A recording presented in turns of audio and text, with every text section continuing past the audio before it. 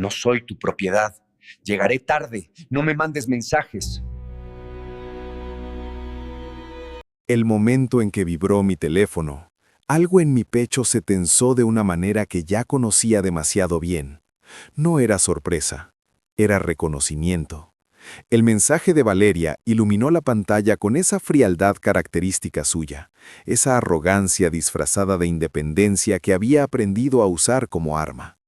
No soy tu propiedad, llegaré tarde, no me llames. Me quedé inmóvil unos segundos. El salón estaba en silencio, apenas roto por el sonido lejano del tráfico de Madrid entrando por la ventana entreabierta. El café que había preparado humeaba sobre la mesa. Todo parecía normal. Todo estaba, en realidad, a punto de cambiar para siempre. Mi pulgar se detuvo sobre la pantalla. El corazón me latía fuerte, pero no de rabia. No, era algo más profundo, más tranquilo y al mismo tiempo más devastador. Era la calma de alguien que ha estado esperando este momento durante años. La calma del ajedrecista que finalmente ve el jaque mate frente a sus ojos. Escribí despacio, con una serenidad que me sorprendió incluso a mí mismo. Yo tampoco soy tú. Envié el mensaje, dejé el teléfono sobre la mesa y por primera vez en mucho tiempo respiré profundo. Del otro lado, Valeria explotó. No lo vi, pero lo imaginé perfectamente. Sus pasos rápidos por el suelo de madera del apartamento donde se encontraba, el teléfono apretado entre sus manos, sus ojos recorriendo mis 3 palabras una y otra vez, intentando encontrar la trampa, el miedo, la súplica. Pero no había nada de eso. Solo esas 3 palabras, simples y absolutas como una puerta que se cierra. Yo tampoco soy tú. No era una respuesta, era una declaración. Una que ella no supo cómo descifrar, porque durante años había creído que me conocía a la perfección, que sabía exactamente cuánto aguantaría, cuándo cedería, cómo reaccionaría. Había construido un mapa mental de mi debilidad y lo usaba como guía cada vez que necesitaba salirse con la suya. Pero ese mapa ya no servía. Permíteme contarte cómo llegamos hasta aquí. Porque esta historia no empieza con ese mensaje. Empieza mucho antes, en los pequeños momentos que fui ignorando, en las señales que elegí no ver porque creía que el amor significaba aguantar todo. Valeria y yo nos conocimos en una boda en Sevilla hace casi 8 años. Era brillante, magnética, de esas personas que llenan cualquier espacio con su sola presencia. Me enamoré rápido, como caen los que nunca han aprendido a protegerse.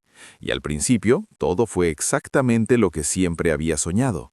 Pero el amor verdadero no se desgasta con el tiempo, se desgasta con el desprecio. Los primeros años fueron buenos, o al menos yo me convencí de que lo eran. Había señales, claro, pequeñas humillaciones disfrazadas de bromas, decisiones tomadas sin consultarme, planes cancelados sin explicación, pero yo las ignoraba porque había aprendido una mentira muy peligrosa. Que amar significa perdonar todo, soportar todo, callar todo. Las noches fuera empezaron a hacerse más frecuentes, al principio con excusas elaboradas, luego sin ninguna. Es que salí con Lucía y se hizo tarde, es que había una cena de trabajo, es que necesito mi espacio, Alejandro, no seas tan agobiante. Y yo, que amaba a esa mujer con una intensidad que me cegaba, asentía, siempre asentía. Los gastos inexplicables aparecieron después. Extractos bancarios con cargos que no reconocía, pequeñas sumas que solas no significaban nada, pero juntas dibujaban un patrón. Yo preguntaba con cuidado, sin acusar, buscando una explicación razonable.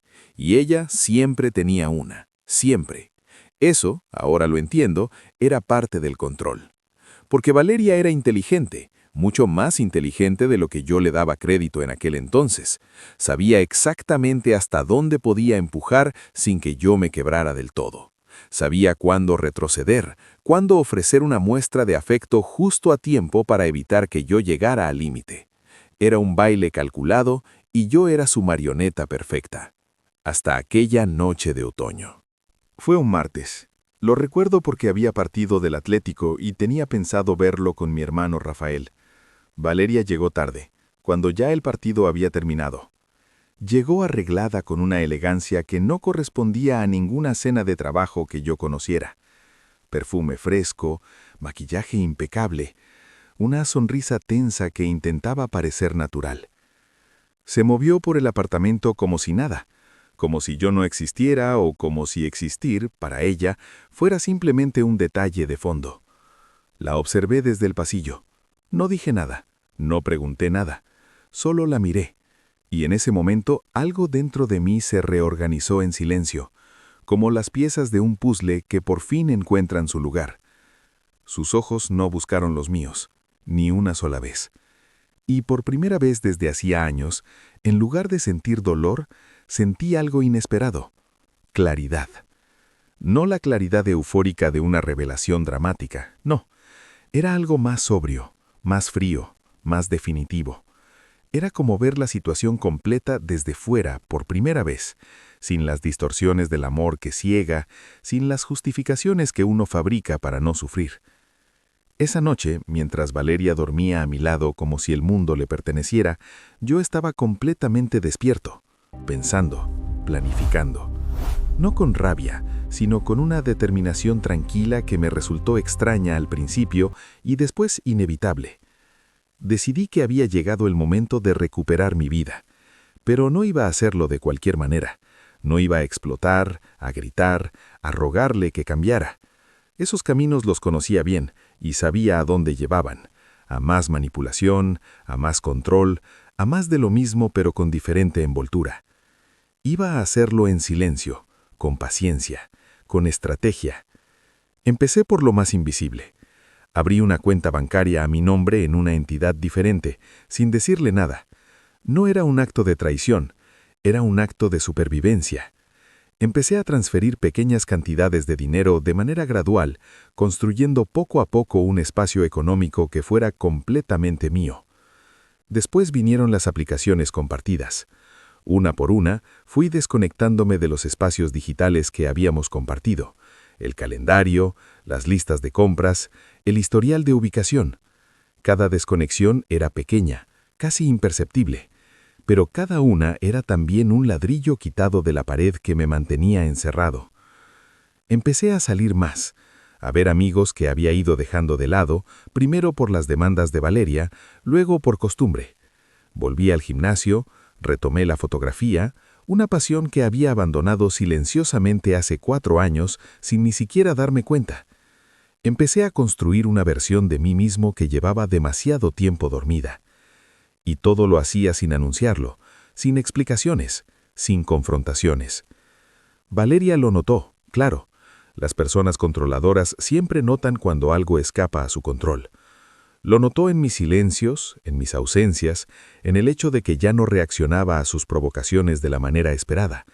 Pero no supo qué hacer con esa información porque no encajaba en el mapa que tenía de mí. Y eso, para ella, fue aterrador. Una semana después de aquel mensaje, llegó a casa con esa confianza estudiada que yo también conocía. Se recostó en el marco de la puerta del salón, una pose que había ensayado 1000 veces, esperando encontrarme ansioso, a la defensiva, listo para la pelea que ella tenía preparada. Me encontró sentado en el sofá, con una taza de café entre las manos, leyendo en completa calma. La miré un momento, sin hostilidad, sin ninguna de las emociones que ella esperaba encontrar en mi cara. ¿Disfrutaste sintiéndote libre?, le pregunté con voz tranquila. Ella parpadeó. Porque el control, dejando la taza sobre la mesa con una lentitud deliberada, es algo muy sobrevalorado.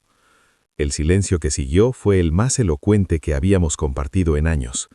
Valeria me miró como quien mira a un extraño, como quien busca en una cara conocida algo familiar y no lo encuentra. Y en ese momento supe que había ganado. No había gritado, no había amenazado, no había suplicado. Simplemente había dejado de ser el hombre que ella creía que era. Y eso, para alguien que construye su poder sobre la previsibilidad ajena, era la derrota más absoluta posible. Pero lo que vino después fue más revelador aún. Valeria no se rindió. Las personas que han ejercido el control durante mucho tiempo no saben rendirse fácilmente. Tienen demasiado invertido en la imagen que han construido, en el personaje que representan, en el equilibrio de poder que han establecido. Rendirse significaría admitir que todo ese edificio era frágil, y eso es algo que alguien como ella no puede permitirse. Así que empezó a maniobrar. Primero fue la ternura fingida. Llegó una noche con una botella de Rioja que sabía que me gustaba, con esa sonrisa de los primeros tiempos que tan bien había aprendido a imitar. Se sentó a mi lado, me tocó el brazo con suavidad, habló con una voz más baja y más cálida de lo habitual. «Alejandro, creo que últimamente hemos estado distantes. ¿Podemos hablar?» La miré. Reconocí la táctica. La había visto antes, años atrás, cuando se daba cuenta de que había ido demasiado lejos y necesitaba retroceder para recuperar terreno. Era una retirada estratégica, no un cambio real. «Claro», respondí simplemente. Y escuché, sin interrumpirla, sin atacar, sin defenderme. La dejé hablar durante 20 minutos, sobre la distancia, sobre la comunicación, sobre cómo los dos teníamos parte de la culpa. Asentí en los momentos adecuados, respondí con pocas palabras, sin comprometer nada, sin revelar nada. Al final me preguntó si estábamos bien. «Estamos», dije. Esa noche se fue a dormir creyendo que había recuperado el control. Yo me quedé despierto una hora más, leyendo, tranquilo, sabiendo exactamente lo que estaba haciendo. Luego vino la culpa. Cuando la ternura no funcionó, Valeria recurrió a una herramienta que había perfeccionado durante años, hacerme sentir responsable de su malestar. Llegó un día con los ojos enrojecidos, diciéndome que se sentía sola, que yo había cambiado, que ya no era el hombre con el que se había casado, que sentía que la estaba abandonando emocionalmente, que todo esto le estaba afectando en el trabajo, con sus amigos, con su salud. En otro tiempo esas palabras me habrían devastado, me habrían hecho correr hacia ella, disculparme por cosas que ni siquiera había hecho, prometer cambios que no debía prometer. Porque así funcionaba el ciclo. Ella empujaba hasta el límite, yo me sentía culpable, yo cedía, ella recuperaba el control y todo volvía a empezar. Pero ese ciclo ya no podía funcionar sin mi participación.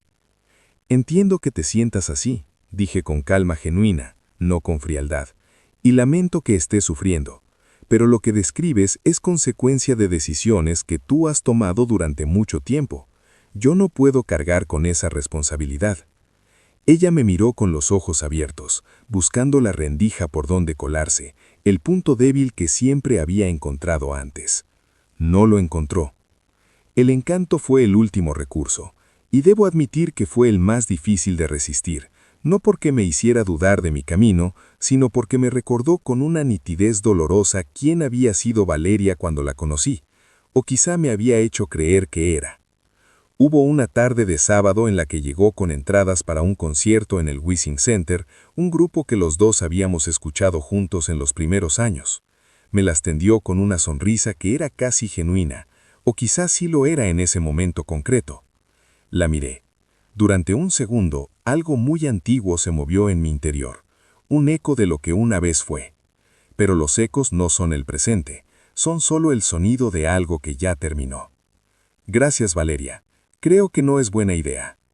Ella guardó silencio, asintió despacio, y por primera vez en todo ese proceso vi algo diferente en su mirada. No manipulación, no cálculo, algo más parecido a la comprensión real de que algo había terminado de manera irreversible. Los meses que siguieron fueron, paradójicamente, los mejores de mi vida adulta. Mi trabajo mejoró. Sin la energía mental drenada constantemente por los conflictos domésticos, pude concentrarme en proyectos que llevaba tiempo postergando. Conseguí un ascenso en marzo, algo que había estado persiguiendo durante 2 años sin lograrlo porque nunca tenía la cabeza suficientemente despejada. Mis amigos notaron el cambio. Roberto, que me conoce desde la universidad, me dijo una tarde tomando cervezas en una terraza de Lavapiés: «No sé qué te ha pasado, tío, pero estás diferente. Estás bien de verdad, no de ese bien de mentira que uno dice para que le dejen en paz». Tenía razón, era un bien diferente. No la ausencia de problemas, sino la presencia de algo más sólido. La certeza de que mis decisiones eran mías, que mi tiempo era mío, que mi vida era mía. Empecé a hacer senderismo los fines de semana por la sierra madrileña. Retomé el contacto con mi familia en Zaragoza, a la que había ido alejando sin darme cuenta durante años. Leí libros que llevaban meses en la mesilla de noche sin que yo les dedicara ni una hora. Pequeñas cosas, pero eran mías. Una noche de febrero, Valeria me escribió. Era tarde, pasada la medianoche. El mensaje era largo, lleno de reflexiones sobre lo que habíamos sido, sobre lo que podríamos haber hecho diferente, sobre si era demasiado tarde para hablar de verdad. Lo leí entero, con atención, sin prisa. Luego escribí: «Ya no soy la persona que crees que eres. Adiós, Valeria». Envié el mensaje, apagué la pantalla y dormí mejor que nunca. Mirando atrás, aquel primer mensaje suyo, «No soy tu propiedad, llegaré tarde, no me llames», no fue una amenaza, fue, sin saberlo, el mayor favor que me pudo hacer, porque me obligó a mirarme en el espejo, a ver con honestidad quién me había convertido en aquella relación, a decidir si ese era el hombre que quería ser el resto de mi vida. Y la respuesta fue no. Hay una frase que mi abuelo en Zaragoza repetía cuando yo era niño: «El que se conoce a sí mismo no necesita que nadie le diga quién es». Tardé muchos años en entender lo que quería decir, pero ahora lo entiendo en la piel, en los huesos, en cada decisión que tomo cada día. Nadie puede controlarte si tú ya sabes quién eres. Nadie puede hacerte sentir pequeño si tú ya conoces tu tamaño real. Y nadie, absolutamente nadie, puede decirte que no puedes si tú ya has decidido que puedes. Dicen que la venganza es dulce. Yo digo que la libertad tiene un sabor que ninguna venganza puede igualar. Aquella noche, y todas las noches que vinieron después, dormí sabiendo algo que tardé demasiado en aprender: que mi vida me pertenecía a mí, solo a mí. Y eso en sí mismo fue la victoria más completa que he conocido. La lección: nunca dejes que nadie más defina tu valor. Nunca permitas que te traten como si fueras prescindible. Y si alguien te dice que no puedes, recuerda que la respuesta más poderosa no es la más ruidosa, es la más serena, la más segura, la que sale de alguien que ya sabe exactamente quién es.